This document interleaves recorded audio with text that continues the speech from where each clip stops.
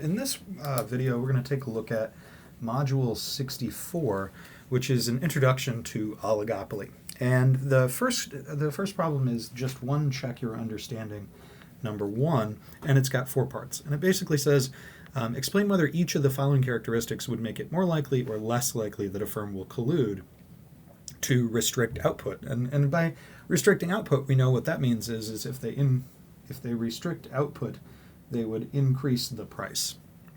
And so that would help them.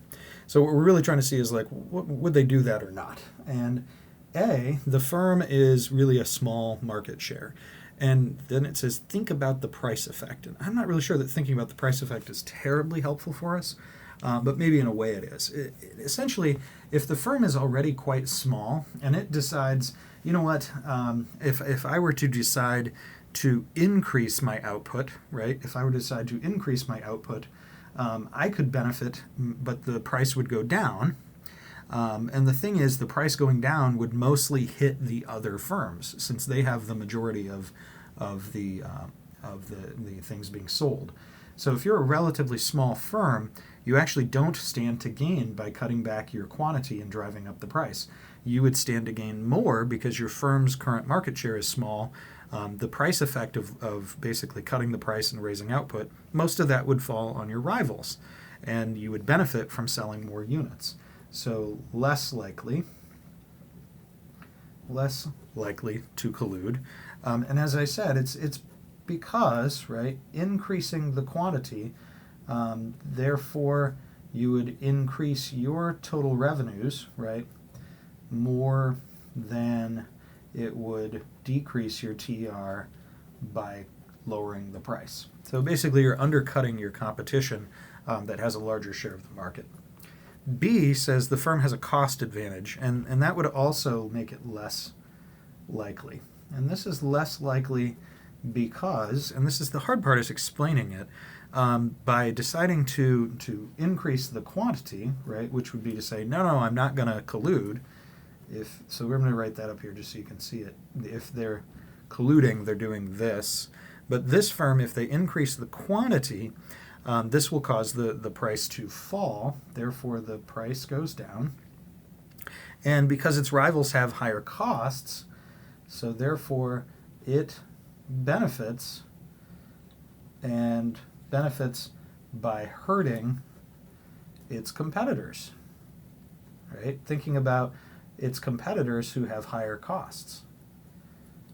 So if they have higher ATCs, then they're going to have higher costs, and it can drive the opponents, the competitors, out of business. So it can drive its rivals out of business. C. And this one says the firm's customers say they face additional costs when they switch from one product to another.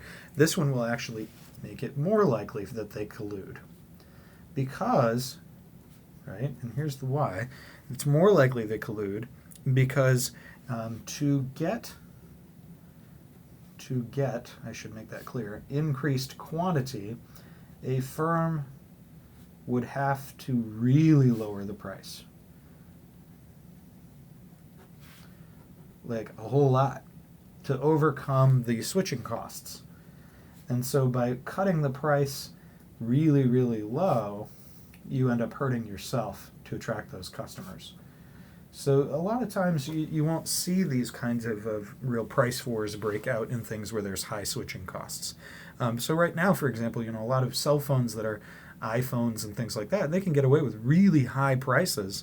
And so too can Android sellers, because there's a pretty high switching cost to switching from one type of phone to another. So a firm like Android will have to significantly undercut the Apple iPhones in price in order to overcome the high switching costs of switching from one to the other.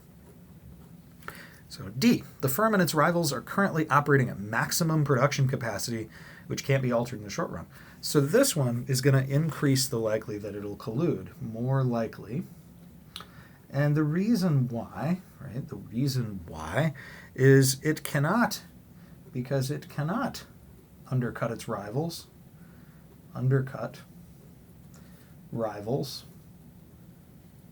by lowering the price, right? By lowering price and increasing output.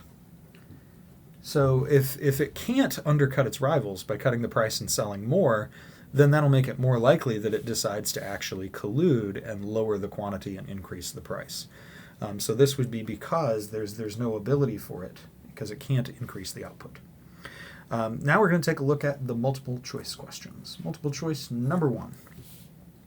For this one, when firms cooperate to raise their joint profits, they are necessarily, so cooperating to raise their joint profits, that just means they're colluding. So that's the definition of collusion. It's when they are operating together to raise their profits. Little coffee break there. Number 2, use the information in the table below on market shares in the search engine industry. Oh my goodness, this is dating this book, isn't it? Ask.com, AOL, MSN, Yahoo, Google. I bet it looks different now. This book's not even that old. So, and measures of market power to determine which of the following statements are correct. So then statement 1 says for firm is 92. Statement 2 says the HHI is about 3,000. And statement 3, the industry is likely to be an oligopoly. So I'm not going to use my calculator on this one, but we can see the for firm ratio would just be 44 plus 29 plus 13 plus 6. So that is 73 plus 19. So that's 92. So statement I is correct. Statement double I, I'm just going to try this here and see if I can come up with something close. Again, without a calculator, it's a little bit hard to do. So we'll just say 10 squared. So this is 1600, and that's 900, and that's 100. So that's 2600. And it says that the HHI is 3000, and that would be probably accurate given that I've rounded down that one and I rounded that one down. So it's statement I is definitely correct. Statement double I is probably correct. I'd have to check it with a calculator, but I bet it's correct. The industry is likely to be an oligopoly, yes, because you have a few large players. So the 3 statement is correct. And so the only one where it's actually like 1 and 3 being definitely true is actually 1, 2, and 3. And so that tells me that the second statement has to be true as well. So the correct answer is E. That was kind of a long one there. I don't know why that says that. It should be 2. 2 is E. Number 3. An agreement among several producers to restrict output and increase profit is what's called a cartel. So that's D for number 3. D. It's necessary for a cartel. 4, oligopolists are tempted to produce more than the quantity that would maximize profits for the industry, because when they increase output, this one's a little bit harder. The price effect of increasing output, when they do that, the price is going to be slightly lower, but that doesn't hurt them. It's spread out among all the other firms. So the price effect is spread across multiple firms. This is the reason why they do that.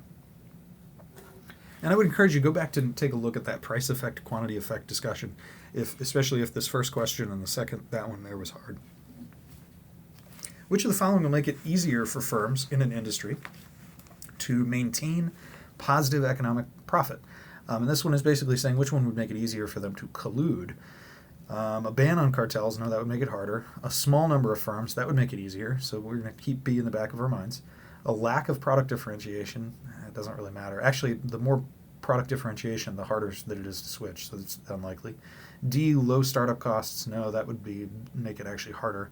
And E, the assumption of firms that other firms have variable output levels. If firms can vary their output, then actually that makes it harder, because then they could cheat on a cartel. So the correct answer is B, a small number of firms. So now we're going to take a look at FRQ number 2. FRQ number 2. And for this one, I'm going to move my coffee out of the way here. For this one, it says, what are the 2 major reasons we don't see cartels in the United States? And B, why firms in an oligopoly are interdependent, but firms in perfect competition are not. So, and by the way, I would encourage you to take a look at the Tackle the Test Free Response number 1, because it's also a pretty good problem. The answer is provided for you. 2 reasons we don't. So the first is cartels are illegal. Cartels are illegal in the United States. And the second would be that firms want to max profit.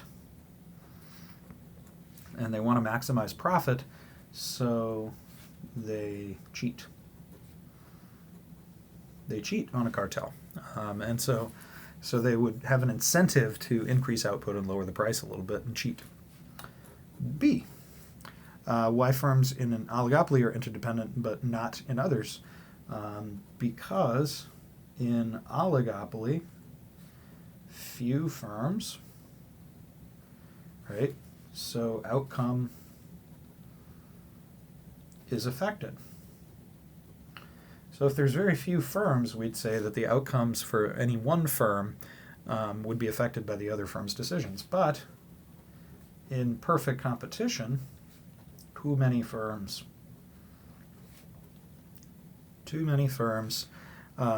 and a monopoly, and in monopoly, right, there's only one firm.